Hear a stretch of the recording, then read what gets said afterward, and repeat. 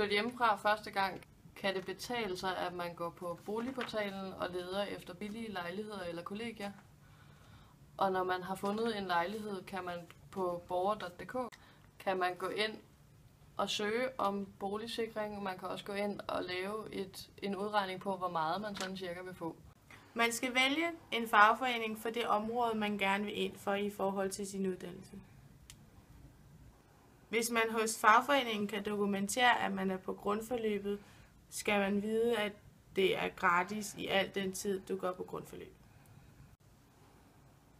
På hovedforløbet skal man betale den pris, det nu engang koster, og man skal være opmærksom på, at for at sikre sig selv, så er det en god idé at være medlem af en a-kasse.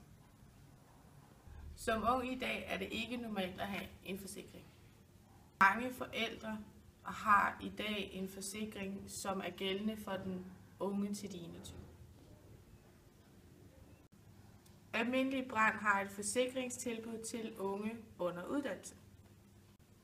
En forsikring bliver bygget, så den passer til den enkelte person. Man skal ringe og aftale et møde eller læse om tilbuddet på Almindelig Brands hjemmeside. Lav en liste over de ting, som du har. Hvis man ikke har det største beløb, kan man spørge familien, om der er nogle ting, de ikke bruger, som du kan få. Du kan bruge IKEA som en inspiration.